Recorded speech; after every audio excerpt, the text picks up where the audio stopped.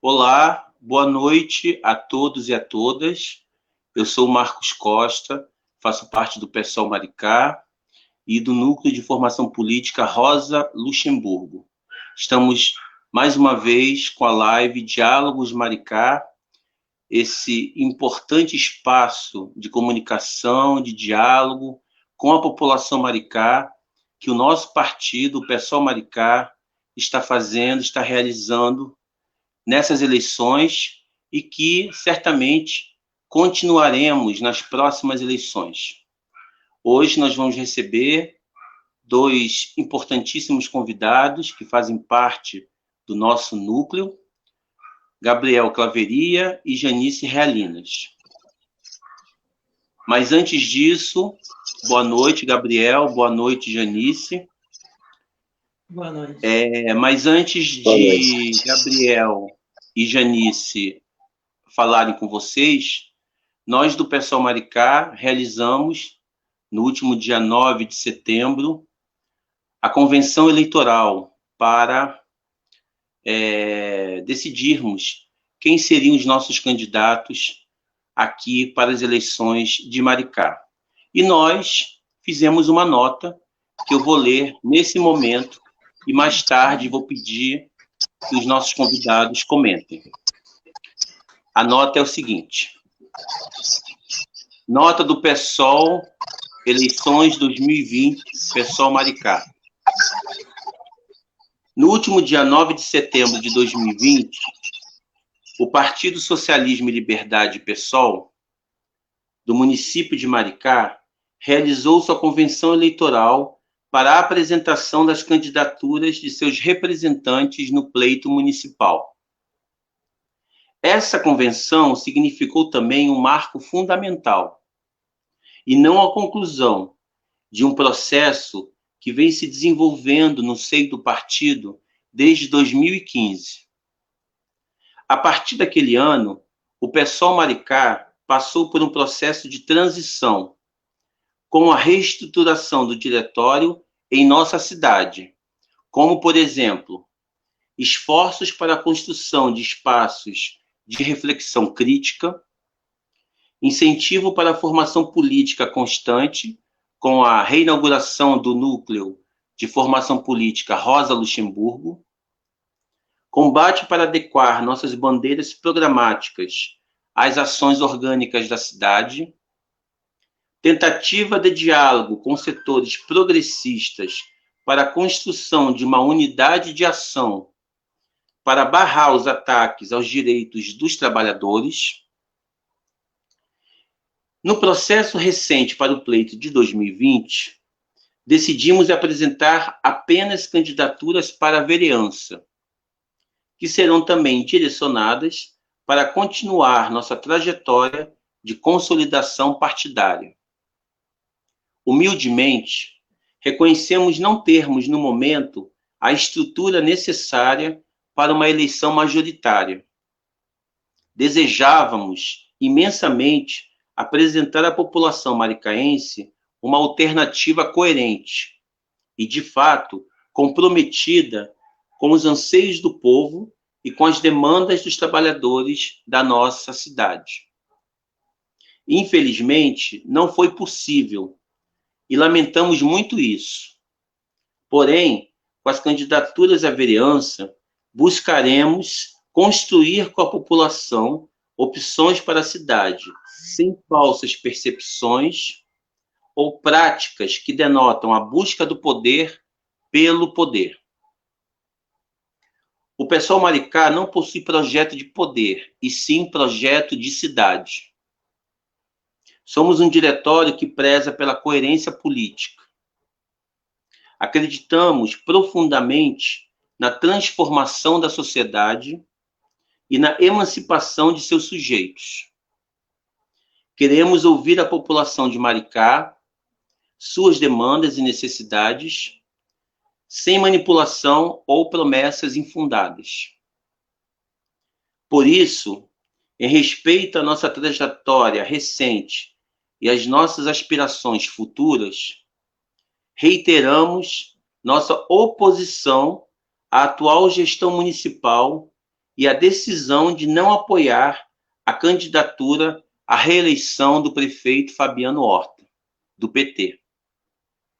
Destacamos também as péssimas candidaturas apresentadas pela direita liberal e pela direita bolsonarista ao cargo executivo de nossa cidade.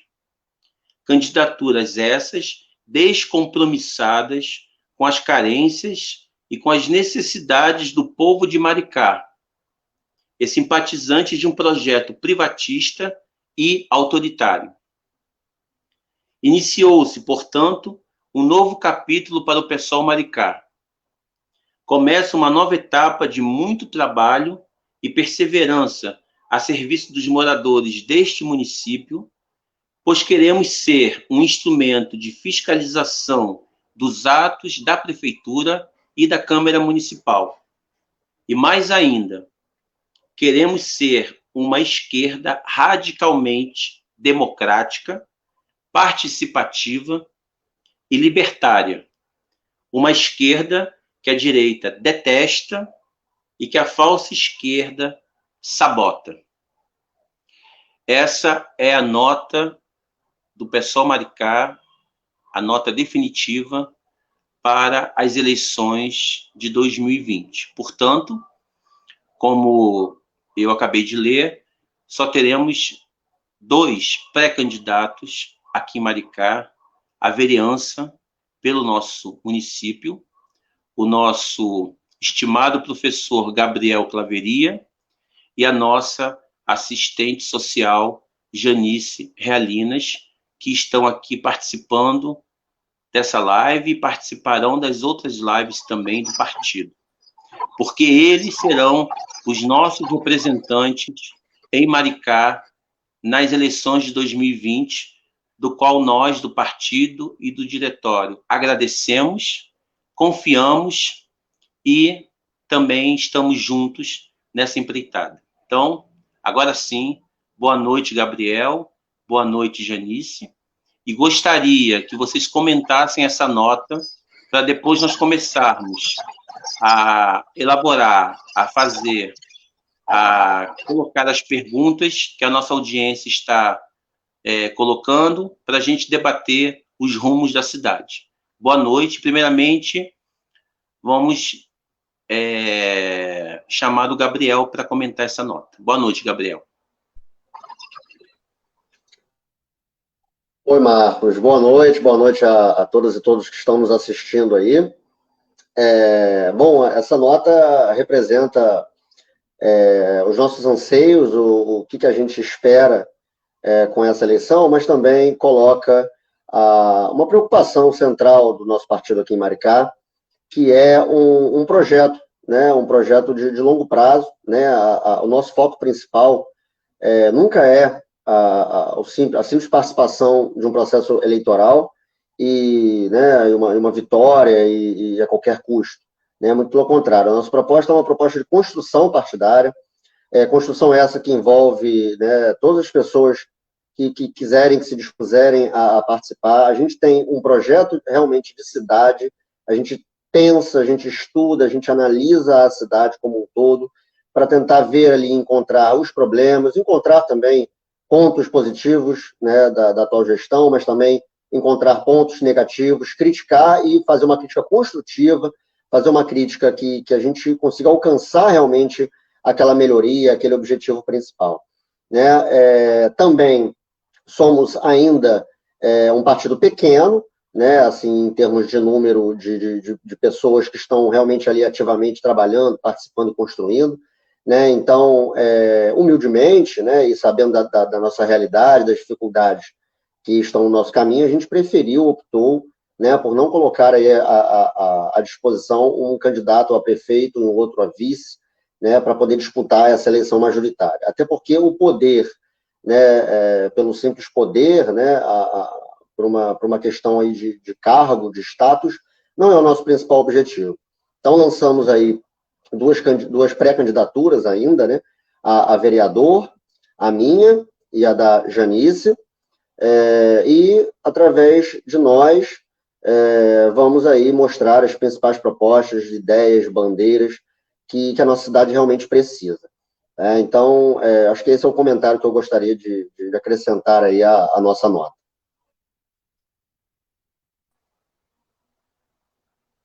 Janice, por favor, suas observações. Boa noite.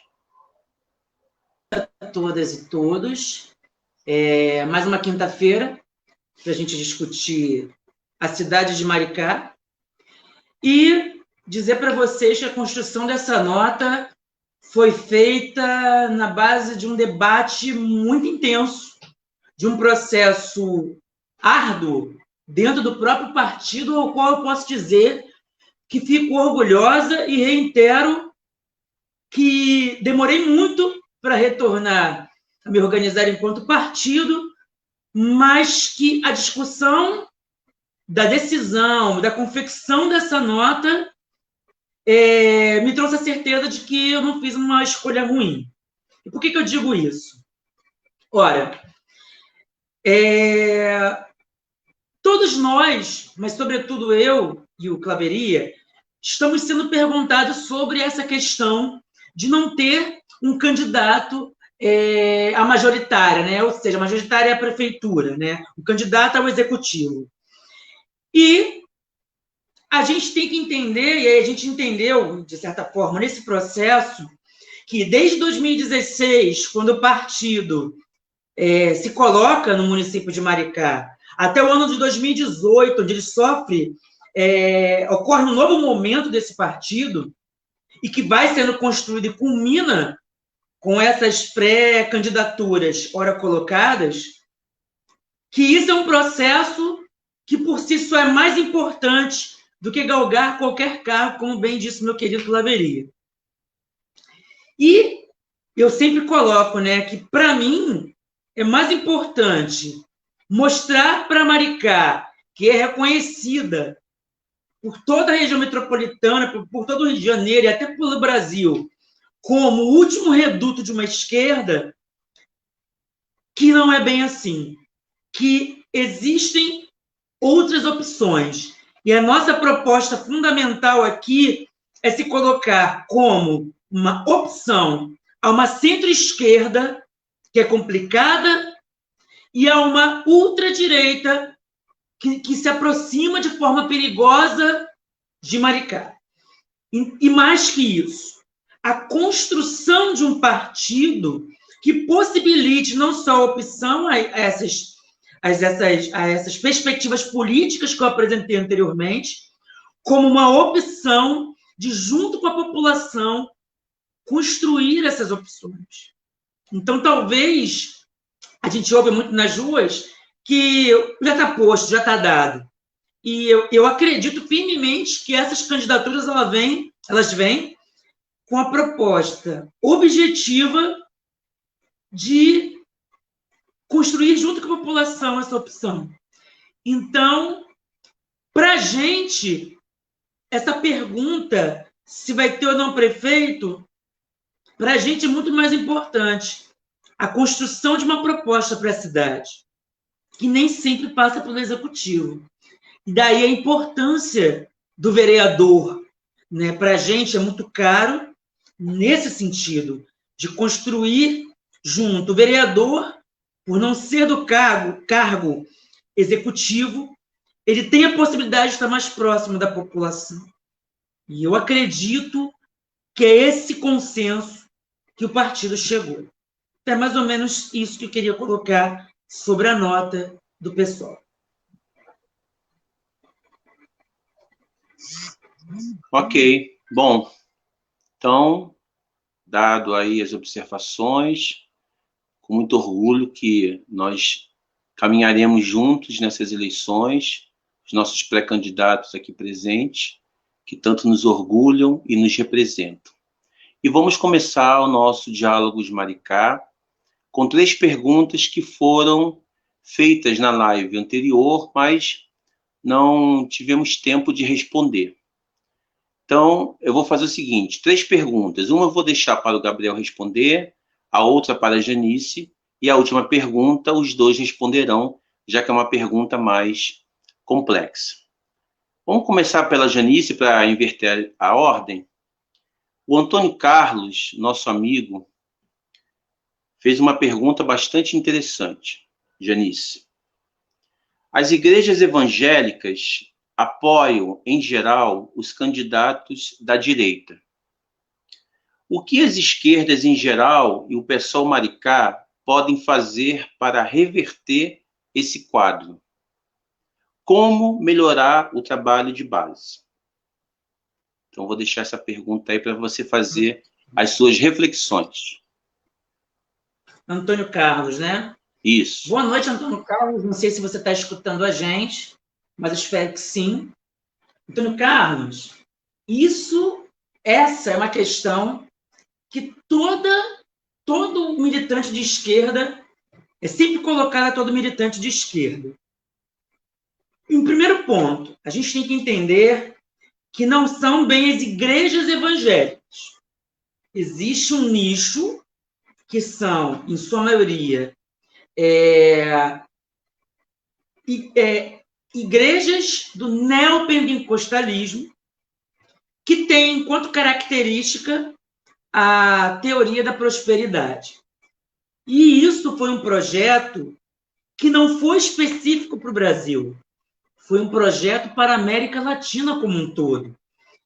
A gente sabe que a América Latina teve uma colonização católica, né, em sua maioria, Portugal e Espanha, e que não é algo próprio da América Latina, religiões de denominação protestante. Embora tenhamos a Igreja Luterana, as denominações presbiterianas, não é próprio do Brasil. E mais que isso, a gente não pode perder de vista que o pentecostalismo e o neopentecostalismo, ele tem, enquanto força, né, origem não, mas enquanto força, a perspectiva estadunidense, que é uma cisão do presbiterianismo. A gente não vai entrar nesse debate aqui, mas, até porque eu não domino. Mas o que a gente tem que entender, e o que a gente tem que entender nesse momento da proposta para a América Latina? Correndo o risco de me apropriar de palavras mais difíceis, mas é o seguinte: lembra quando a gente estudou história lá atrás, que a gente falava assim, que existia o imperialismo na África? Então, imperialismo você tem os países europeus que tentam colocar sua influência nos países da África e da Índia. Ocorre um processo parecido agora para a América Latina. E dentre os elementos, alguns estudiosos, alguns catedráticos dizem que a proposta primeiro, o elemento da mídia. A eleição de 2018 diz um pouco disso para a gente, essa questão das redes sociais, da influência das redes sociais, que eu acho que a gente não sabia que tinha tanta influência, mas tem. A esquerda aprendeu um pouco tardiamente a usar as mídias sociais para poder chegar ao público, E, ao mesmo tempo, a gente tem a perspectiva de utilização do discurso de cunho moral das igrejas, mas aí que está a grande questão, que aí a gente entra com a perspectiva da esquerda. Eu estudo psicologia também, sou assistente social, mas estudo saúde mental. E a gente tem que entender o seguinte: com a entrada do PT no poder, há um afastamento das bases sociais, dos movimentos sociais como um todo, salvo alguns. E a gente também não pode deixar de considerar que os sindicatos estão enfraquecidos na década de 90 e nos anos 2000. Então, esses trabalhadores que, objetivamente, são jogados para o setor informal, são deslocados para o setor de serviços, eles perdem aquela identidade de trabalhador de fábrica. Estou tentando ser o mais sucinto possível, tá, Antônio? E existe um elemento de perda de identidade. Uma perda de identidade que alguém vai ter que preencher. E que a esquerda tem que fazer a autocrítica que ela não preencheu. E o lugar onde existe não só carência de trabalho, carência de identidade enquanto trabalhador, e carência até afetiva, alguém vai ocupar esse lugar. E, estrategicamente, quem ocupou foi a igreja. Ora, Se eu sou um cara desempregado, sou um cara que não tem condições de dar alimento para os meus filhos, e alguém me dá um fio de esperança, eu vou acreditar naquilo ali com tudo que eu puder. Isso também acontecia antigamente no candomblé, por exemplo, nas religiões de matriz afro, onde existiam aquelas grandes mães que acolhiam a comunidade, sobretudo nas favelas. Então, esse elemento religioso, na América Latina, e em particular no Brasil, ele é muito significativo. O que a gente não pode perder de vista é que ele vem com conteúdo ideológico, ou seja, um conteúdo político para alcançar o poder político. O poder político, não por acaso, a gente tem a bancada evangélica. E aí é que entra o conteúdo da pauta de costumes, que a gente chama que é o conteúdo moral. E esse é o problema, porque o Brasil é um país laico. E aí, qual foi o erro da esquerda? Se afastar dessa população que perdeu a identidade operária, de trabalhador e sindical. A gente não soube conversar com eles, faço meia-culpa também. A gente não soube se aproximar. E o que a gente precisa resgatar é entender essa nova classe que vive do trabalho, esses novos trabalhadores, esses meninos que são motoboys, essas empregadas domésticas. A gente precisa entender que eles são os trabalhadores de agora, que estão juntos com os trabalhadores da indústria, com os trabalhadores que a gente fala da produção, estão juntos, mas que não tem como a gente ignorar. Eu fico orgulhosíssima de falar da organização dos entregadores por aplicativo. A gente precisa se apropriar dessa luta.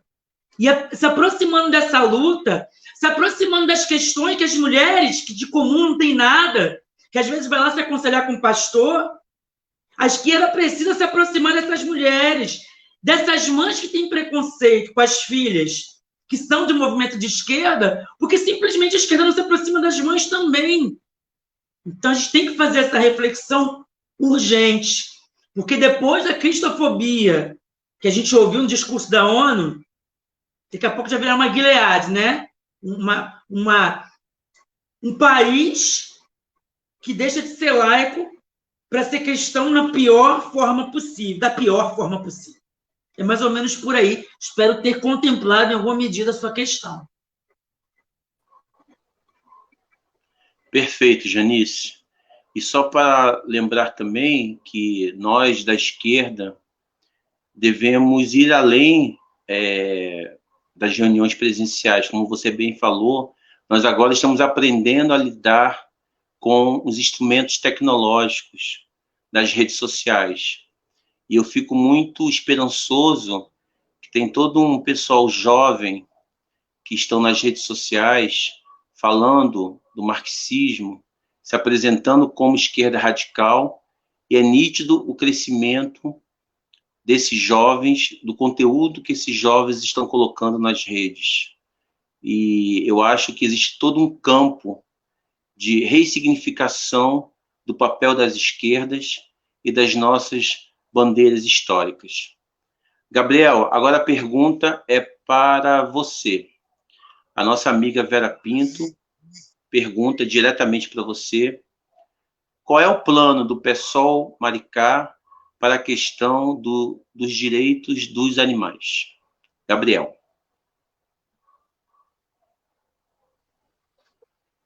Boa noite, Vera. Realmente essa questão de saúde animal é uma questão muito cara para a gente aqui do partido. Para mim, especificamente, eu vejo essa questão como uma questão muito pouco trabalhada na grande maioria das prefeituras.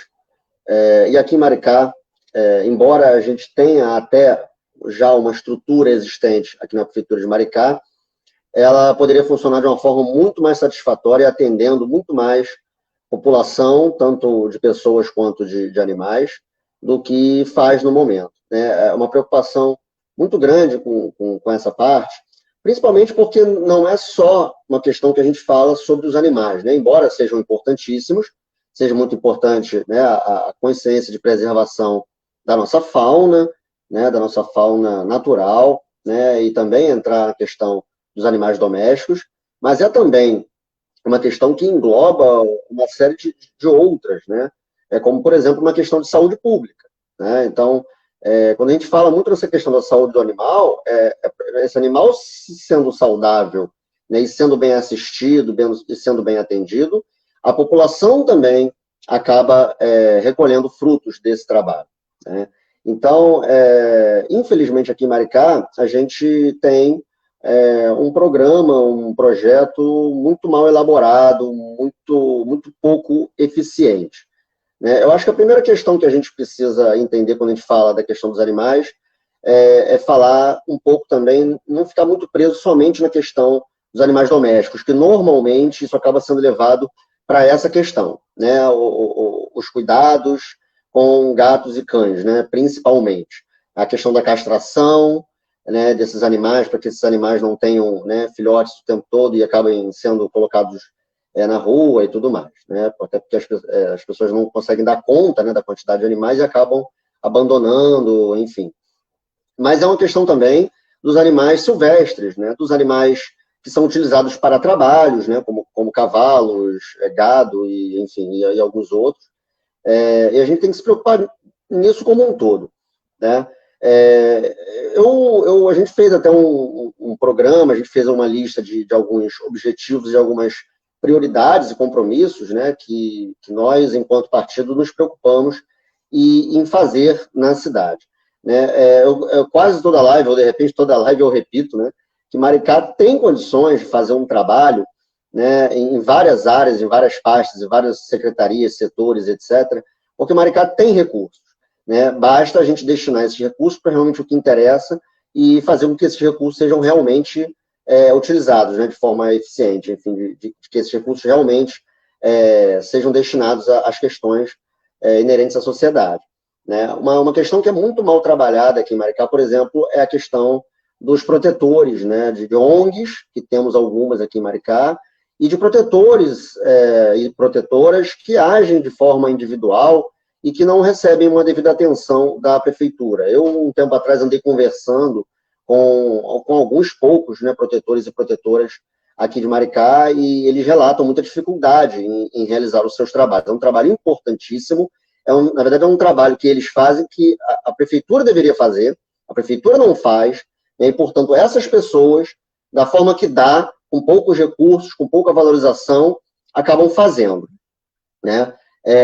E a prefeitura não dá nem sequer o suporte necessário, né? Então, eu acho que uma primeira questão básica é a gente fazer um cadastramento, né, que a prefeitura consiga fazer ali uma lista, um cadastro, né, de quem são essas pessoas, de que forma essas pessoas trabalham, quantos animais essas pessoas atendem, né, oferecer recursos para essas pessoas, recursos básicos, como alimentação dos animais, né, remédios quando necessário para um tratamento, vacinas, né, a castração, que é muito importante, né? Então, articular, né, esses protetores e protetoras e ONGs também que existem, junto com a prefeitura, que a prefeitura consiga fazer esse trabalho. Isso facilita o trabalho da prefeitura, né? E isso dá também condições para que essas pessoas desenvolvam um trabalho melhor do que já é feito. E essas pessoas não fazem melhor porque não tem recurso, que não tem como fazer. São sozinhos, são poucos, né? Então essa articulação seria muito importante, né? Eu não vou aqui falar de todos os pontos que a gente colocou, a gente deve ter colocado aqui, eu vendo o programa rapidamente, deve ter uns 13, 14 pontos aqui que seriam iniciativas e compromissos que a gente realmente poderia fazer, que a prefeitura poderia fazer enquanto gestora da cidade e que não faz, né? Uma questão muito importante também é a criação de um centro municipal de controle de zoonoses, né? Isso é uma questão muito clara de saúde pública, né? E Maricá não tem esse recurso, né? Um hospital municipal veterinário, isso dá para fazer, né? Para quem não sabe, o prefeito Fabiano Horta é veterinário, ele já prometeu diversas vezes esse hospital municipal, e até hoje nem sequer o início de uma construção, nem sequer um local para isso ainda existe, né? Articular a questão mesmo da saúde das pessoas com a saúde desses animais domésticos,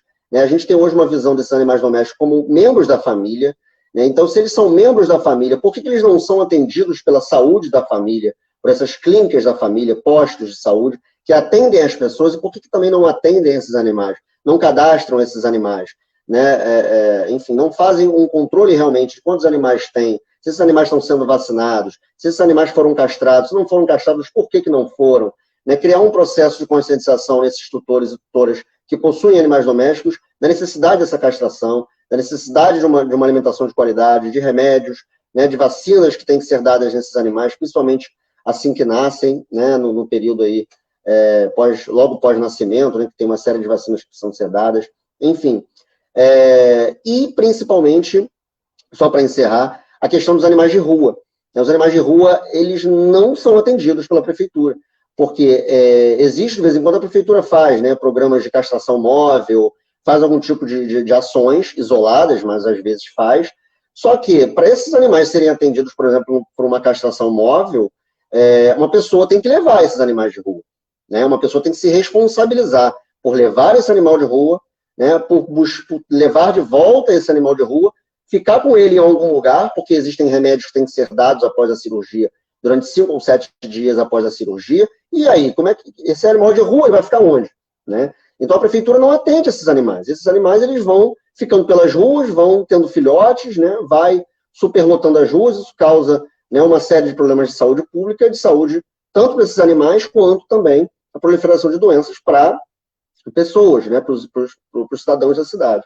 Né? Então, precisa fazer, né, um atendimento a esses animais. A prefeitura tem que pegar esses animais, fazer o processo de castração, dar as medicações necessárias, tem que ter um lugar para isso, para que esses animais fiquem, e depois sejam doados de forma consciente para pessoas que tenham interesse, né, em ter um animal doméstico. Inclusive, fazer uma campanha de conscientização para que essas pessoas prefiram adotar, né, um cão que está lá para ser adotado pela prefeitura, por exemplo, do que comprar um animal de raça, que custa uma fortuna, né, e com todos os problemas que a gente sabe que tem com essas pessoas que vendem, né, animais, enfim, a exploração do animal. Então, enfim, tem vários outros pontos aí, mas para a gente não se estender muito, né, o que eu queria colocar é que a gente pode sim, aqui na Prefeitura de Maricá, fazer um programa sério de atendimento dessa população animal e, consequentemente, atendendo também a população de um modo geral, né, os cidadãos da cidade.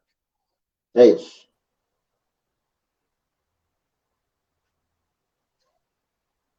Ok, Gabriel, é interessante você ter tocado esse tema dos protetores, porque eu virei um protetor também de animais devido à invasão de gatos que ocorreu aqui no meu quintal, e eu pedi para a prefeitura várias vezes que se resgatasse esses gatos, porque eram mais de 10, e eles simplesmente disseram que não tinham condições sequer de ter um veículo para o resgate desses. Então, assim, de fato, é lamentável e, de fato, os animais precisam dessa atenção, já que muitos vêm da restinga, o que tem de gambá, o que tem de cobras, né, espalhadas pelas casas, pelo menos aqui no meu bairro, é muita coisa devido à negligência do poder público. Bom, essa pergunta agora vou passar para os dois. É uma pergunta feita por mim, Marcos, e a pergunta é a seguinte: nossa cidade está muito violenta. A questão da segurança pública é fundamental na atual conjuntura. O que o pessoal Maricá pode falar ou fazer sobre esse tema, essa questão que é muito cara para todos nós, que é a questão da segurança pública? Vou começar agora, invertendo a ordem, pelo Gabriel. Gabriel. A questão da segurança pública é um tema que as pessoas aqui em Maricá realmente estão falando muito. Maricá sempre foi conhecida, né, uns anos atrás, como uma cidade tranquila, uma cidade calma, uma cidade não violenta, né? Muitas pessoas, dependendo em alguns locais, até não tinham nem o hábito de trancar a casa, né? Deixava, enfim, as portas assim abertas, janelas abertas, né? E tudo. Isso é uma coisa que, com o passar do tempo, com o crescimento que a cidade de Maricá veio tendo nos últimos anos, esse crescimento desordenado, né? Porque também não é um crescimento planejado, né? O processo de urbanização aqui em Maricá, ele, por enquanto, ainda não foi um projeto pensado, organizado, planejado, né? Ainda dá tempo de ser, porque ainda tem várias áreas aqui da cidade que ainda serão urbanizadas, e esse conceito de urbanização, enfim, não é questão da pergunta, mas vale lembrar, né, que isso tudo influencia a questão de segurança. A questão de segurança não é simplesmente policiamento, né? Muita gente acaba ficando preso nessa questão da polícia, né, da necessidade de mais polícia, de mais carros, de mais policiais, e, né, de mais policiamento ostensivo, e, na verdade, isso é apenas uma parte, né, um setor da questão da segurança. E a gente precisa ter uma clareza bastante importante aí em outros aspectos que permeiam a questão da segurança, como, por exemplo, a questão desse crescimento urbano, desse crescimento de pessoas e esse crescimento desordenado. Isso ajuda, né, ao aumento dos índices de criminalidade. Né? Maricá realmente teve um aumento significativo nos índices, né, de furto, roubo, né, roubo a veículos e tal, um aumento no índice de estupro, né, enfim, crimes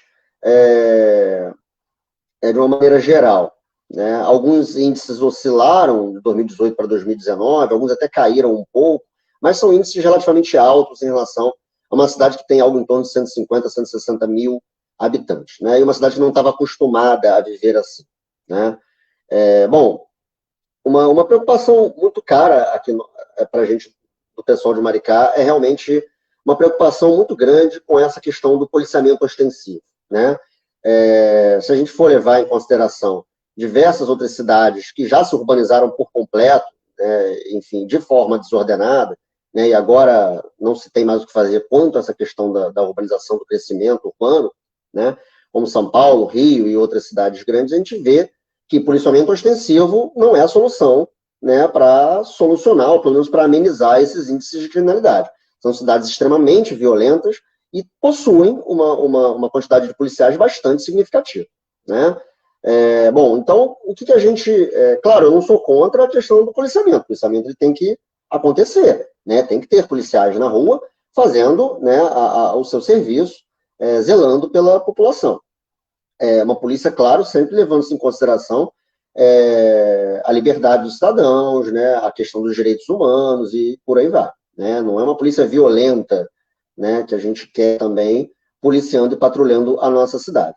Mas a gente precisa levar em consideração também outros fatores, né? Fatores educacionais, fatores culturais, fatores de oferta de trabalho, né? Fatores de possibilidade de renda, enfim, são vários os fatores. Né? Uma questão, aí vale lembrar também, né, que muitas pessoas acabam ficando presas também num discurso de que a segurança pública, né, é uma responsabilidade do Estado do Rio de Janeiro, né, do ente da Federação Estado do Rio de Janeiro. Sim, né, a PM, a Polícia Militar, né, e também a Polícia Civil são realmente instituições estaduais, né, e agem dentro dos vários municípios do Estado do Rio de Janeiro. Mas também cabe à Prefeitura a sua parcela de comprometimento, de responsabilidade e de atuação em conjunto com essas polícias e com outras instituições também que zelam, né, e cuidam dessa questão da segurança. A cidade, né, cada prefeitura tem a sua guarda municipal, por exemplo. Né? Guarda municipal não armada, e é importante que continue assim, ela pode ajudar, auxiliar ao trabalho, né, da polícia militar. Ela pode resolver pequenos, né, desentendimentos, pequenos delitos, ela pode, inclusive, né, orientar, chamar a polícia com muito mais rapidez, tendo um canal específico para isso do que um cidadão, de repente, um cidadão comum. Essa guarda municipal mais forte, né, em Maricá, essa guarda municipal é muito fraca, ela é muito pequena, né? Foi feito agora não, já tem bastante tempo, mais de um ano, eu acho, já foi feito um concurso para a guarda municipal. Acho que ainda não foram convocadas as pessoas, é até uma questão que a gente deveria confirmar. Se foram chamadas agora recentemente, por conta da pandemia, né, houve um atraso, tudo conspirou contra. Mas o aumento desse efetivo da Guarda Municipal realmente é muito importante. Né? A Guarda Municipal em Maricá, ela basicamente atua no centro da cidade. Né? Ou então, quando acontece algum tipo de evento em outros locais, que a Guarda Municipal ela vai até esses eventos, esses locais. Né? Mas a Guarda Municipal ela atua muito pouco na cidade. A cidade de Maricá é uma cidade muito extensa, muito grande, dividida em distritos, né? E basicamente a Guarda Municipal ela atua no distrito ali do centro, né? Na área central da cidade. Itaipuaçu e Noan, eu moro aqui em Noan, né? Eu não vejo, aqui não tem Guarda Municipal, né? Em lugar nenhum. Então, isso é uma questão que precisa ser solucionada, ser resolvida. Né? Enfim, e de uma maneira geral, né, a gente tem que se preocupar em dar soluções, né, em dar certos serviços de qualidade que ajudam no controle desses índices de criminalidade, como eu falei, né, vou falar de forma rápida, acho que não dá para a gente desenvolver muito essas questões aqui, mas é claro que uma cidade que investe pesadamente em conscientização, em educação, em cultura, em lazer, em saúde pública, né, enfim, em uma série de fatores, esses índices de criminalidade eles reduzem. Né? Claro que a criminalidade ela não vai acabar, né, em cidade nenhuma, mas ela tem que ser controlada, esses índices têm que ser, né, o mais próximo de zero possível, né, fazendo-se um trabalho, claro, sério, né, e com esses serviços públicos sendo realmente colocados em prática de forma de qualidade para os cidadãos de uma maneira geral. Né? Acho que é isso, deixa a Janice complementar com algumas outras informações aí. Acho que é isso. Janice, agora você. Oi, desculpa, Marcos. Eu acredito que eu vou complementar, de certa forma, a fala do Claveria no sentido do seguinte: a gente não pode perder de vista, e aí eu faço uma comparação, uma localização, e uma comparação que é o seguinte: a gente não pode perder de vista que, com o processo de fim das UPPs, ou a introdução das UPPs, esse processo confuso do nosso querido ex-governador Sérgio Cabral, o prisioneiro, né? Houve um deslocamento de índices de pessoas, de milícias, de grupos criminosos. Eu tenho muita dificuldade de discutir segurança pública, porque, na maioria das vezes, é quem se destina à contenção de crimes. Geralmente, é o negro pobre, ou o pobre e é o negro pobre, né, na maioria das vezes. Então, eu tenho muita dificuldade de discutir segurança pública na nossa sociedade. E mais, voltando à minha linha de raciocínio. Bom, com o início das UPPs, houve um deslocamento, inclusive de facções criminosas, para a região metropolitana, em particular, mas não exclusivamente, para Niterói, São Gonçalo e Maricá. Neste mesmo processo, ocorre um deslocamento, e aí eu concordo absolutamente com o Gabriel, que é um deslocamento, e eu digo porque eu trabalho em Niterói há muitos anos, e Niterói sempre foi vendida como aquela cidade que tem o melhor IDH do Brasil. E Maricá também aparece para as pessoas com essa perspectiva de uma cidade que possibilita melhores condições de vida, né? Não é de todo errado, embora possa melhorar e algumas coisas têm que acontecer. E aí você tem dois movimentos. Maior número de pessoas sem uma cidade preparada para receber essas pessoas. Você faz um planejamento de cidade.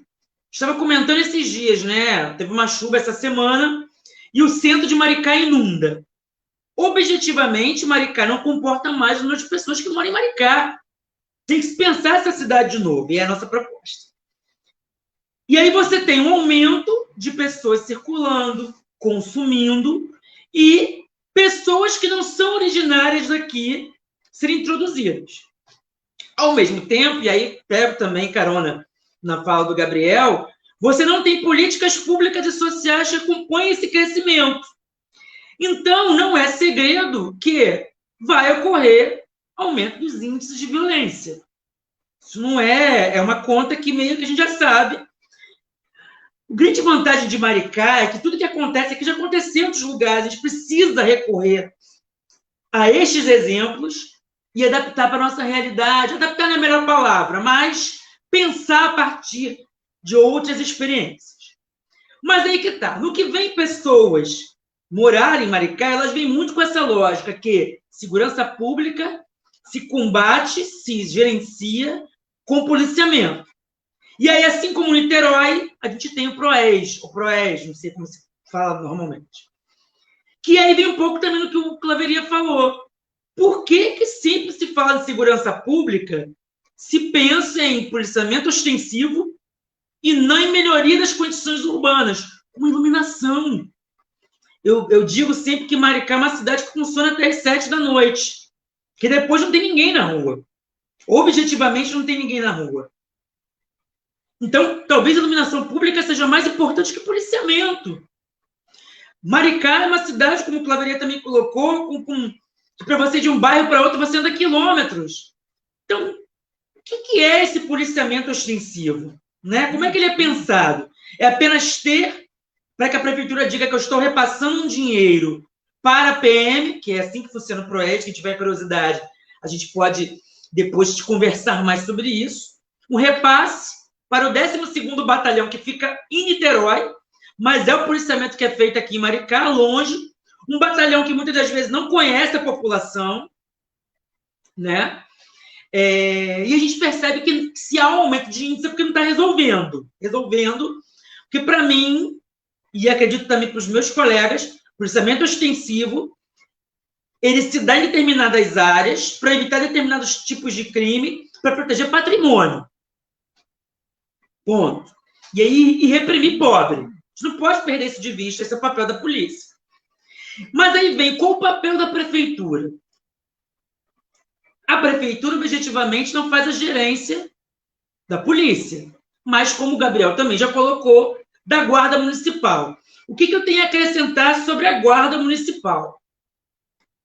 Primeiro, a gente precisa, sim, ter um tipo de policiamento, a palavra melhor não é essa, mas a gente precisa ter um tipo de cuidado da cidade com a Guarda Municipal, mas não nos moldes falsos que se apresentou o PP, aquela Guarda Municipal cidadã, mas talvez pensar junto com vocês que estão aqui nos assistindo uma humanização da Guarda Municipal que não seja só protetora de banco de praça, porque esse é o fundamento da Guarda Municipal, né?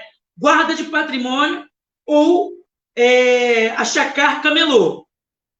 A maioria das guardas municipais funcionam nesse sentido. Mas não, uma guarda municipal que, inclusive, seja incentivada, que sejam moradores de Maricá, nos moldes do agente comunitário de saúde, que o cara vai conhecer o território, vai conhecer as pessoas, vai conhecer os Minha Casa Minha Vida. Eu acho que é uma proposta que dá pé e que a gente pode pensar junto, e eu acredito que é muito mais eficiente do que o tipo de policiamento ostensivo que está sendo feito no momento. Até porque, eu insisto, a polícia nos moldes militarizados que ela se dá, ela não só não protege, como ainda pode dar margem para a entrada de indivíduos milicianos na nossa cidade. É isso.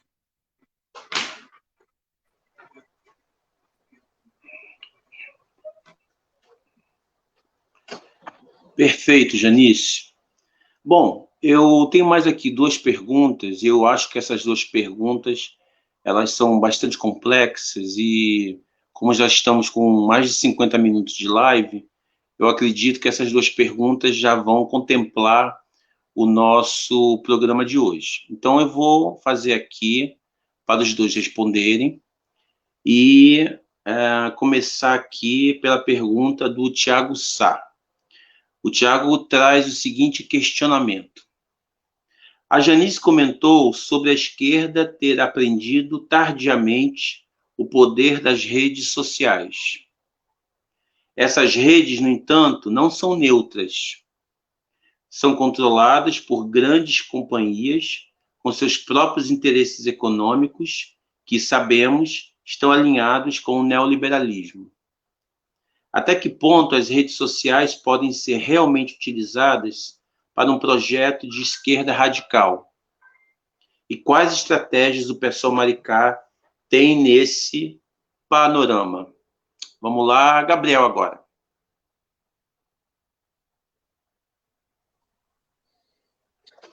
Pergunta complexa mesmo. É uma pergunta que abrange aí uma complexidade, né?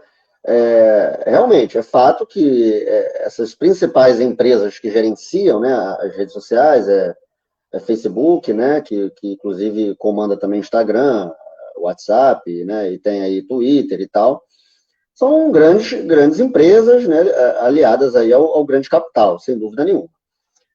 Infelizmente, né, essas redes também acabam sendo utilizadas para esse fim, para esse propósito. Nós, enquanto esquerda, né, enquanto esquerda radical, podemos nos nos colocar, né, utilizando essas redes sociais no intuito de atingir um número maior de pessoas, né, principalmente nesse cenário que nós estamos vivendo da pandemia, né, que é necessário se fazer esse isolamento social, ou seja, né, evitar ao máximo aglomerações, evitar reuniões presenciais, né, mesmo com máscaras, com álcool em gel, tudo, a gente tem um risco, né, de contaminação. Então, a gente tem usado, né, estamos aqui agora, inclusive, usando, né, um instrumento para que a gente apareça por uma maior quantidade de pessoas, ou ao vivo, ou algum material feito previamente, né, e lançado nessas redes sociais. Né, a esquerda radical, e a esquerda de uma maneira geral, se a gente levar em consideração essa centro-esquerda que existe no Brasil, e a esquerda radical realmente demoraram um pouco, eu acho, na minha opinião, para se apropriar um pouco mais dessas metodologias, desses alcances. Né? Eu acho que a direita fez muito melhor o seu papel, né, com essa questão das fake news e com toda essa propagação do ódio. Eles conseguiram atingir o sucesso deles, né, que é um insucesso para todos, de uma maneira muito mais eficaz do que nós. Né? Infelizmente, eu, por exemplo, também sou bastante limitado, né, nesses conhecimentos a respeito de redes sociais. Né? Eu tenho lá minhas redes, mas não as utilizo de uma maneira diária, constante e tal. Né? Mas eu acho que a gente precisa sim, e dá sim para a gente fazer um trabalho com o uso dessas redes, mesmo a gente tendo essa limitação, né, de entender que essas redes, na verdade, elas servem, né, ao grande capital, servem à questão do consumo, né, questão da propaganda, né, a questão... É engraçado, a gente digita um negócio no Google para pesquisar, sei lá, um fogão, daqui a pouco está no seu Facebook lá um anúncio de fogão. Né? Então, assim, essa dinâmica muito rápida na questão do consumo, na questão do grande capital, isso é muito bem utilizado por eles. Né? Cabe a gente saber utilizar esse recurso da melhor maneira possível. Né? Eu reconheço realmente que eu não sou essa pessoa mais indicada, mas eu tento, eu me esforço, a gente, né, vai aprendendo com o passar do tempo, mas realmente existem limitações. Mas a gente pode sim se apropriar desses recursos para tentar ampliar um pouco a rede de discussões, a rede de debates, a rede de ouvir as pessoas, a rede dessas pessoas terem acesso a nós, de repente, de uma maneira muito mais prática, muito mais objetiva, do que numa questão presencial, por exemplo. Principalmente nessa questão da pandemia. Acho, inclusive, que essa questão da pandemia, ela acabou despertando, né, na esquerda radical, de uma maneira geral, a necessidade do uso disso, né, do uso dessas redes. Né? Se antes não havia tanta preocupação com o uso dessas redes, hoje elas são fundamentais para que a gente continue vivo, né? Porque a gente não pode, e a gente, enquanto esquerda, a gente tem essa consciência, né, de que não é a hora de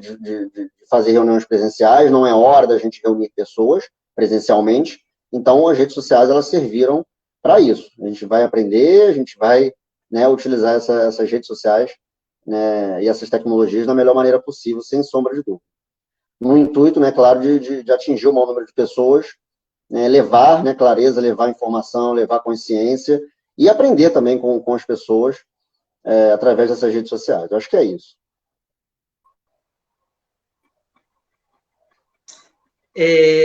Pergunta para mim, né? Eu fiz até um rascunho aqui enquanto ia lendo a pergunta, mas eu vou fazer em forma de parábola, né? A gente falou em algum momento que às vezes a esquerda não consegue fazer trabalho de base. Então, vou tentar fazer igual eu faço quando eu faço meus atendimentos na assistência social. A gente, às vezes, vai ser atendido num posto de saúde, ou vai ser atendido lá no nosso CRAS, né? E a gente fala, eu não consigo atendimento, eu não consigo isso, eu não consigo aquilo. E, às vezes, vai lá, insiste, reclama, expõe, se junta com outras mulheres, e aí consegue que tenha mais um ginecologista naquele posto de saúde. O que eu estou querendo dizer com isso? O posto de saúde é o Estado. O posto de saúde é o governo. E a gente, às vezes, fazendo uma reclamação sozinho, ou, na maioria das vezes, junto com outras pessoas, a gente consegue obter alguns serviços. A gente, às vezes, com abaixo-assinado de rua, consegue um calçamento. A gente, às vezes, se organizando e colocando na Câmara a gente, né, com muito esforço, não é um processo fácil, a gente consegue avanços. O próprio Sistema Único de Saúde, que vem lá da Constituição, que é mais velho, né, lá da Constituição de 88, e a própria Constituição de 88 não nos foi dado. Ainda que ela tenha problemas, ainda que ela não seja perfeita, tanto o SUS como a Constituição foi a base de luta. Por que eu estou dizendo tudo isso? Aí o Tiago pergunta, né? Até onde a gente pode utilizar as redes sociais? A internet, assim como o Estado, assim como as políticas sociais, agora dando uma encorpada no discurso, elas estão no campo da correlação de forças. Janice, o que é isso, Janice? Correlação de forças. É o seguinte, uma hora ela vai atender quem tem dinheiro, quem tem poder, mas ela também pode ser utilizada por nós, trabalhadores. E esse é o grande barato da sociedade, que por mais que ela esteja aqui, preparada para nos oprimir, para ferrar a gente tem a possibilidade. A gente não fala de luta na esquerda por falar, não. Luta é um abaixo-assinado feito na rua coletivamente, é uma manifestação na porta da UPA para poder ter atendimento. Lembra os Guardiões do Crivella lá no Rio? É a pessoa ir ali falar numa reportagem, publicizar, escancarar aquele problema. Porque o Estado, a sociedade, é um campo de correlação de forças. E está num conceito de contradição. Sabe o que eu levanto? Mas é uma loucura. É a contradição. É a contradição que a internet pode ser utilizada para a gente aprender e pode ser utilizada para colocar uma pessoa como Jair Bolsonaro no poder. Quando eu disse que a esquerda demorou a entender isso, imagina se a esquerda não tivesse apreendido ainda, e a gente está aprendendo ainda, tá? Ninguém sabe usar a internet, mas não tivesse se aproximado de utilizar as redes sociais, a gente não estava conseguindo conversar durante a pandemia com vocês. Então, por mais que ela seja despoderosos, ela nos permite, dentro de uma perspectiva democrática, a sua utilização até onde a correlação de forças permitir. Então, a gente não pode perder isso de vista, que o WhatsApp está aqui para o bem ou para o mal. E se ele tem uma direção, cabe a nós, por meio da luta, por meio da disputa desses espaços, utilizar a nosso favor. Tem muita gente boa produzindo coisa boa e política na internet. Como também tem muito vídeo de bicho, tem muita coisa. Então, é um campo de correlação de forças que a gente precisa se apropriar, disputar e dar o tom. Porque se a gente abre mão disso, alguém vai tomar. Lembra que em algum momento aqui eu falei sobre a questão da igreja? Onde a esquerda se omitiu, o pastor foi lá e orientou a mãe daquela menina lésbica que não sai do armário. Então, a gente precisa se apropriar desses espaços, colocando, até porque a gente vai ser visto, conversando. Imagina se a gente não estivesse aqui agora. Mas trazendo o nosso discurso para novas formas de comunicação. E te digo para vocês que não é fácil, aos meus 40 anos, retomar esse processo. E é muito complexo a gente... E, assim, é muito complexo a gente pensar nesse momento, em pleno século XXI, e não ocupar esse espaço. Acho que era mais ou menos isso. Espero ter respondido, Tiago.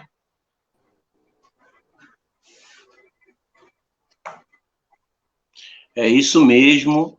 E pensar também na internet e nas redes sociais como uma possibilidade da gente desmistificar determinadas falácias, determinadas mentiras que nos impõem, que a direita, que a extrema-direita nos impõe, ou mesmo desmascarar determinadas ações que a esquerda liberal nos sabota muitas vezes nas nossas lutas diárias.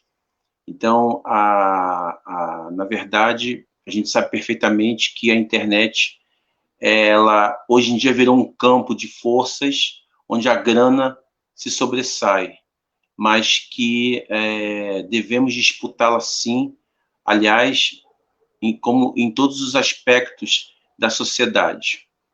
E aí nós falamos muito nessa questão da esquerda radical, de nós sermos radicais, o que é ser radical, né?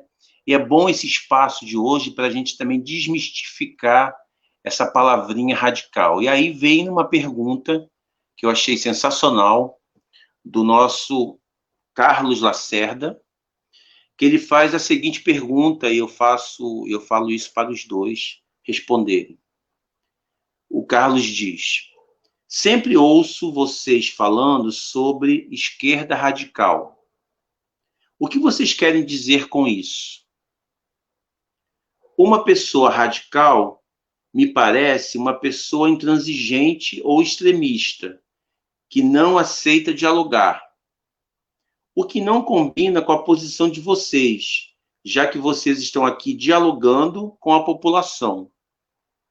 Vocês poderiam explicar o que significa o termo esquerda radical? Vou começar com a Janice. Janice, o que é esquerda radical? Bom, eu sempre converso com o pessoal do PSOL dizendo o seguinte: para começo de conversa, a esquerda não é mais tão radical assim. Para começo de conversa. E o que a gente quer dizer com radical? A gente poderia ir lá numa questão, né, de radical vem de raiz, né? E, na verdade, nada mais nada menos, quando a gente fala de raiz, é buscar as questões de fundo.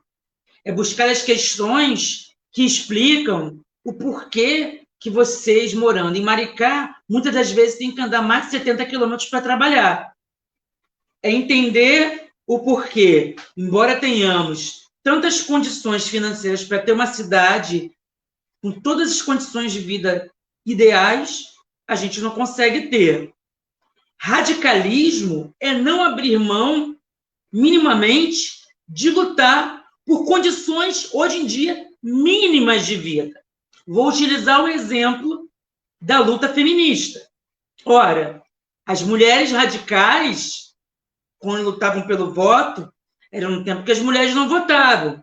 E elas eram consideradas radicais pelo simples fato de querer uma questão que hoje a gente, eu, a minha geração e outras mais, não se imaginam não podendo fazer isso.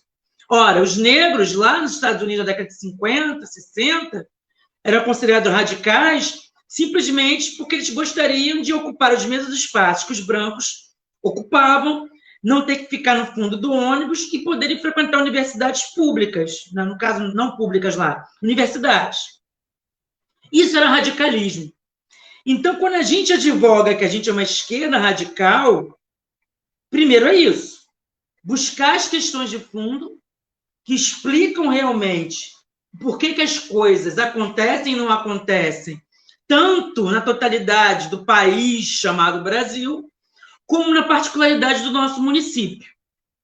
E, em um segundo momento, radical é aquele que luta num momento de barbárie em que estamos desempregados, precarizados, oprimidos, no meio de uma pandemia, por condições mínimas de vida, como não retorno às escolas, porque tantos professores, as crianças vão ser vetores de doença. Então, perceba, por que a gente está aqui conversando com vocês, para além de nossa obrigação, porque é com vocês que a gente constrói o partido, que constrói uma cidade melhor, a gente entende que quem está aqui colocando seu tempo para nos assistir é minimamente porque entende que ser radical hoje em dia é lutar por condições melhores de sobrevivência.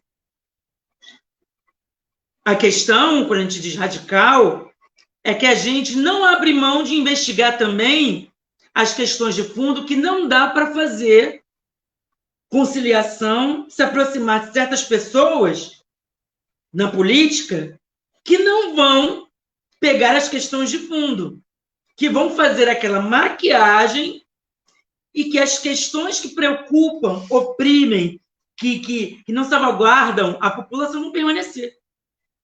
Então, pasmem, ser radical é fazer aquela política que a gente às vezes conversa com as pessoas na rua, que seria a política que vocês, quando votam nos vereadores, os candidatos, esperam.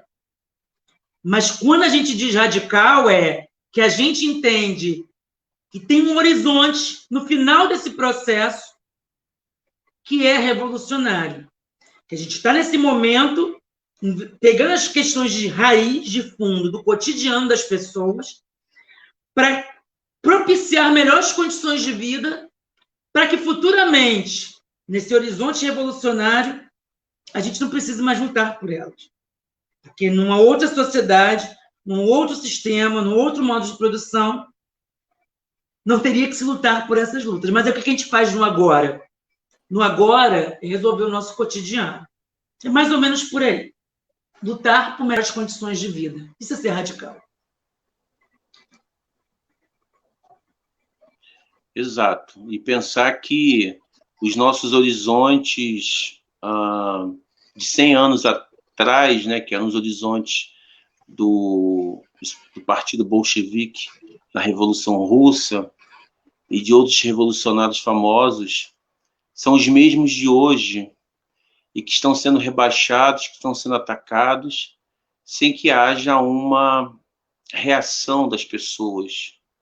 E quando existe essa reação, somos taxados de radicais. Gabriel, fale um pouco sobre essa esquerda radical para a gente. Perfeito. A Janice colocou muito bem aí algumas questões, né? A gente é muito taxado, né? Infelizmente, a palavra radical, radicalidade, ela acaba sendo interpretada de uma maneira confusa, né? Diferente, talvez, até do que seria um significado dela de um simples dicionário mesmo, né? Até peguei aqui rapidamente. Quando você fala em radical, você fala... O que é esse significado, né? Radical significa relativo ou pertencente à raiz ou à origem, algo original, caracterizado por um sensível afastamento do que é tradicional ou usual, ponto vírgula, extremado, né? Então, enfim, nosso posicionamento do que seria essa radicalidade é essa coisa da gente resgatar as raízes, né? Entender as origens dessa esquerda, né? Hoje em dia, vários partidos, várias pessoas se auto-intitulam de esquerda, muitas vezes deixando de lado um pouco dessa história, um pouco dessa raiz, um pouco dessa originalidade do que realmente é a esquerda, do que realmente ela pretende. Então, quando a gente fala em esquerda radical, não é no sentido de ser um extremista, ou de ser uma pessoa que acha que é dona da verdade, ou de ser uma pessoa, né, que é intransigente ou que não dialoga. Não é isso, né? Quando a gente fala em esquerda radical, a gente fala numa esquerda que busca resgatar as raízes desse movimento, né? Fazer um movimento realmente de esquerda, né? Se a gente não tivesse tanta falsa esquerda por aí, a gente não precisaria nem falar disso, né? Não precisaria nem falar de esquerda radical, né? Porque a própria esquerda já seria o termo, né, coerente a ser designado. Mas como a gente tem aí essas, né, falsas esquerdas aí, então a gente fala um pouco nessa questão da esquerda radical, que é aquela esquerda que resgata, é aquela esquerda que realmente tem um comprometimento com as lutas sociais, com as causas, né, dos movimentos sociais, luta por melhores condições de trabalho, lutas na questão que a Janice colocou, feminista, a luta da população negra, a luta da população LGBT, enfim, e essas lutas são nossas preocupações. Lutas, né, por uma população ter realmente um acesso à saúde de qualidade, ter realmente acesso à educação de qualidade. Na verdade, essa radicalidade, ela não é esse extremismo. Na verdade, a nossa radicalidade está em lutar pelas garantias que as pessoas precisam para viver de forma digna, né? Só para resgatar um pouquinho essa questão aí, quando a gente fala em esquerda, direita, né, hoje em dia isso está muito... né, essa polarização cresceu muito no Brasil nos últimos anos. Quando a gente fala em esquerda, a gente fala, né, nas pessoas que estão, vamos dizer, ali do lado das causas da população, né, do povo de uma maneira geral. Povo esse, né, que há 50, há 100 e há mais séculos atrás não tinha acesso, né, a determinadas coisas, a determinados serviços, a determinados direitos, né? Então essa esquerda, né, era esse movimento que lutava em prol de uma igualdade, né? Se a gente resgatar, por exemplo, a Revolução Francesa, né, que embora seja burguesa em grande parte, mas também tinha lá a população pobre, a população comum, lutando pelos seus direitos, é isso, né? Aquela coisa de quem sentava à esquerda. Quem sentava à esquerda era a população que lutava por direitos, né? E quem sentava à direita é aquela população, aquele pessoal, aquele grupo que queria manter os seus privilégios. Né? Isso é esquerda-direita, né? De forma muito simplista. Essa esquerda ela vai passando ao longo dos anos, dos séculos, por uma série de adaptações, de apropriações, de falsas apropriações, de falsas auto-intitulações do que seria realmente essa esquerda, e por isso que a gente gosta de resgatar essa questão da radicalidade. A gente se considera uma esquerda realmente radical, não no sentido de ser extremista, de não dialogar, mas no sentido de buscar as raízes desse movimento e buscar as raízes dessas lutas sociais em busca de direitos, garantias de qualidade de vida digna e por aí vai. Né? Eu acho que é isso.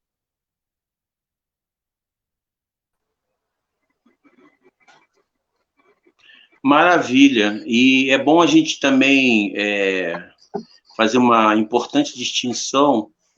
Uma coisa é você ser esquerda radical, você ser radical, ou seja, tomar a raiz dos problemas e fazer o diagnóstico.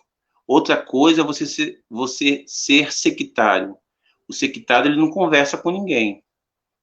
A esquerda radical, ele conversa. E hoje em dia no Brasil, quem é sectário é o governo Bolsonaro, é a extrema-direita, que não conversa com a população, que impõe a essa população determinadas ações autoritárias, que acusa os seus adversários, que na verdade para eles são inimigos públicos, número 1, a serem abatidos, a sua lógica, o seu mundo completamente descolado da realidade concreta. Esses são os sectários, e os sectários estão no poder. E nós devemos, sim, combater os sectários. Vamos debater todas as questões, mesmo com a direita liberal, não importa, cada um, né, defendendo o seu programa, mas que devemos fazer essa separação entre sermos radicais e sermos sectários. Isso é muito importante. E esse programa de hoje foi mais esse espaço de desmistificação do nosso partido, que é rotulado de que seus militantes são vagabundos, são bandidos, querem invadir terreno, enfim. Isso é complicado, pois o PSOL, não só o PSOL Maricá, mas o PSOL de modo geral, mesmo com as suas diferenças, mesmo com as suas contradições, nós temos um grupo de pessoas, de parlamentares exemplares, que estão cada vez mais comprometidos com as demandas da população, e isso a população percebe. Evidentemente que esse trabalho precisa ser melhor mostrado, e o tempo, apenas o tempo, vai, de fato,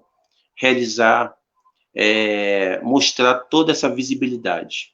Como também nós tivemos a oportunidade de conhecer mais Janice e Gabriel na noite de hoje, os nossos pré-candidatos à vereança por Maricá. Alguma coisa a colocar, Gabriel, Janice, para a gente finalizar o nosso Diálogos Maricá número 3 de hoje? Livre, fiquem livres. Posso falar primeiro? Pode falar. Tirem para o ímpar. Porque eu acho que eu encerrei na outra, agora começa então, né? A gente vai revezando. Não, eu gostaria até de complementar um pouco, acho que isso é muito importante para a gente falar, né? De repente, até uma boa parcela da população tem um certo preconceito, né, em falar sobre o PSOL, em entender um pouco o nosso partido. Complementando um pouco o que a gente já falou, mas eu acho que a gente pode caminhar também para um sentido até mais amplo, mais na questão nacional mesmo. A gente pega, por exemplo, né, as últimas questões aí que foram debatidas na Câmara dos Deputados, né, que é onde nós temos representantes. Bom, olha como que o PSOL é um partido que dialoga, é um partido que debate, é um partido que ouve a população, ouve, inclusive, outros parlamentares de outros campos políticos, sendo progressistas ou não, né, o diálogo lá está aberto. E a participação do PSOL, né, nas votações, nas decisões parlamentares, elas são sempre muito coerentes. Elas são sempre muito voltadas realmente aos interesses da classe trabalhadora, da população comum, né? Você pega, por exemplo, uma das últimas questões que foram discutidas lá na Câmara dos Deputados, a questão do perdão da dívida das igrejas, né, que chegava próximo a R$ 1 bilhão, né? Isso ter sido levado para a Câmara já é um absurdo, né? Porque pensar em perdoar uma dívida, seja ela de quem for, né, de igrejas, de empresas, não interessa, não deveria se pensar nisso, mas enfim, foi levada, foi para a plenária, foi discutido ali pelos presentes, e o único partido que votou totalmente contra esse perdão das dívidas foi o PSOL, né? Essa esquerda radical, né? Porque se a gente pegar essa esquerda que se auto-intitula esquerda, né, mas que não é radical, o PT, PCdoB, Rede, enfim, PSB e tal, o partido ficou rachado. Teve representantes que votaram contra o perdão da dívida, teve representantes que votaram a favor desse perdão. E esse perdão foi aprovado na Câmara, né? Então, quer dizer, a gente precisa entender o que é essa radicalidade, né? Não é uma intransigência, é realmente uma radicalidade de luta pelos direitos da classe trabalhadora, e não pelos privilégios de determinados setores da sociedade, como as igrejas, né, como as grandes empresas e por aí vai, né? Então, o PSOL é um partido que sempre busca o diálogo, né? Sempre busca a participação das pessoas na construção do partido, na construção de suas políticas, né? Você pode não concordar com tudo, né? Claro, nem a gente dentro do PSOL concorda, né, com tudo que, por exemplo, o PSOL nacional coloca, fala, enfim. A questão é dialogar, né? Você não precisa concordar, idolatrar um partido ou idolatrar um político. Você precisa, sim, estar aberto ao diálogo, né? Se você não concorda com determinado posicionamento nosso, com determinada ideia nossa do campo político, né, não é para você xingar, nem se estressar. Vamos dialogar. Por que você não acha isso correto? Por que você não entende isso adequado? Né? Vamos expor nossas propostas, vocês vão expor a opinião de vocês. Agora, o que eu posso garantir o diálogo vai estar aberto. A gente vai conseguir construir juntos, né? A gente não vai simplesmente excluir, colocar de lado uma pessoa ou um posicionamento simplesmente que ele é diferente do nosso, né? A gente vai conseguir chegar a uma definição, uma construção, né? Acho que isso é muito, muito importante. Eu não sei se a gente já está na consideração final, aí já posso me despedir ou eu volto depois, como é que é o negócio aí? Bom, então, queria dar uma boa noite a todos e a todas aqui que participaram, que estiveram aí com a gente mandando as perguntas. Vamos espalhar aí para os amigos, para os familiares, para os colegas, né? Vamos tentar construir uma cidade melhor, um projeto realmente de cidade. A gente está aqui aberto para isso, né? A gente está aqui aberto para ouvir vocês. Concordando ou não com determinados pontos que a gente for trabalhar aqui, né, a gente vai dialogar, a gente vai chegar a uma construção coletiva, né? Acho que isso é o grande foco desse programa que a gente está fazendo, né, que a gente vai passar agora a fazer semanalmente, né, a partir da semana que vem, a partir do início da campanha política, né, permitida aí. Então, a ideia é essa, que a gente consiga ouvir vocês, consiga chegar a mais pessoas, né, o uso das redes sociais nesse sentido aí para a gente ocupar o nosso espaço, né, e o nosso espaço é um espaço de luta, é um espaço de ouvir a população, né, e construir um projeto de cidade juntos e que seja melhor para todos. Acho que é isso. Muito obrigado aí.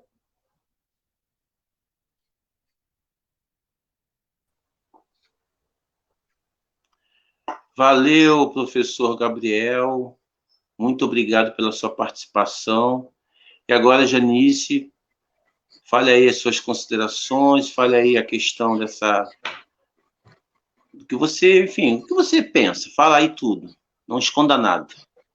Tudo eu não posso falar, não nesse horário.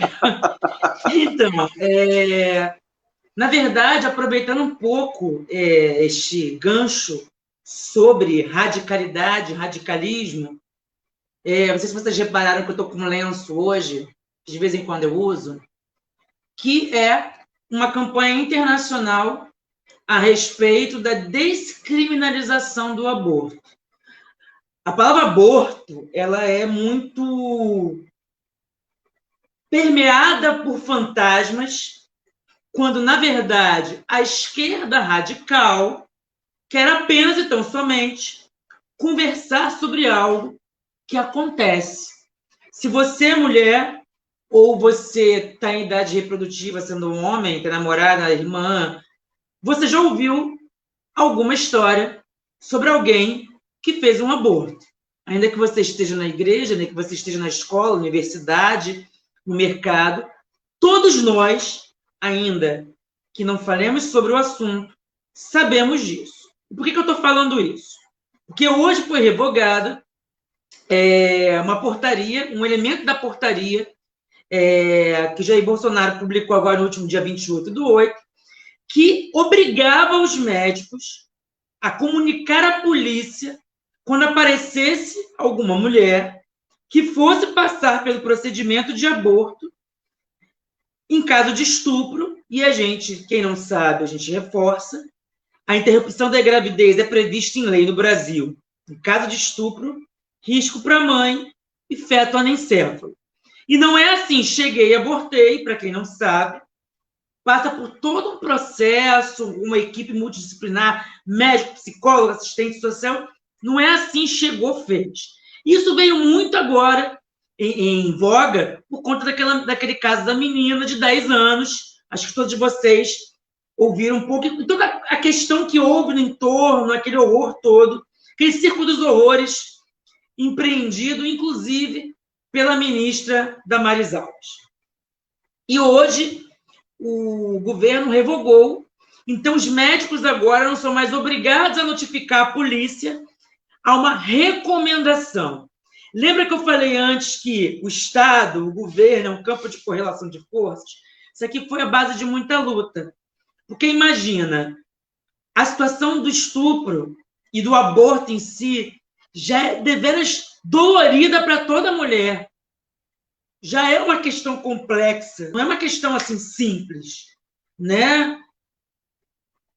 E ainda imagina você estar naquele momento ali e o médico é obrigado a chamar a polícia. Então, volta àquele ponto. O que a gente quer é que nenhuma mulher passe por constrangimento. É simples assim. E que o aborto vire uma questão de saúde pública, porque ele já acontece. Então, sabe aqueles fantasmas nos cantos da sala? Precisa colocar eles no centro da sala e conversar com honestidade sobre eles. E não é que a Janice é uma entusiasta, eu acho que não é essa a questão. A questão é que o aborto acontece. A gente vai fingir que não acontece? Esse é o ponto. E é isso que às vezes a gente ouve uma palavra e para naquela palavra. E não é essa a questão. A gente precisa avançar alguns pontos, porque ele acontece. E, dito isto, agradeço a audiência, agradeço ao Marcos, ao Tiago, agradeço ao Claveria, meu companheiro de pré-candidatura, e espero ver vocês aqui em massa, quinta-feira. Vou reclamar, a audiência hoje foi muito baixa, os assuntos hoje foram muito densos, mas a gente vai insistir, vai ocupar esse espaço, vai disputar a internet com a direita, mas, sobretudo, com a ultradireita. E é isso, gente. Uma boa noite a todos vocês. Um beijo. É isso aí, gente. Obrigado aí, Gabriel, Janice, pela oportunidade de Maricá conhecer vocês. E é isso aí. A partir da próxima semana, nós faremos lives semanais, toda quinta-feira, às 19 horas, pelo Facebook do Pessoal Maricá. E a nossa campanha vai começar oficialmente a partir do dia 27 de setembro. E, como eu já li a nota no início da nossa live, nós temos essas duas pessoas incríveis como pré-candidatas à vereança por Maricá. E, de fato, me perdoem os outros candidatos, mas Maricá merece ter a presença de Gabriel e de Janice na Câmara Municipal, porque são dois candidatos altamente qualificados e gente boníssimas. Parabéns a vocês dois, parabéns ao pessoal Maricá por esse diálogo que nós vamos, sim, continuar pós-eleições, porque nós não somos um partido apenas eleitoreiros, somos um partido que temos militância, formação política e queremos dialogar com a população. Boa noite, Maricá, boa noite a todos e a todas. Obrigado pela audiência. Boa noite, gente.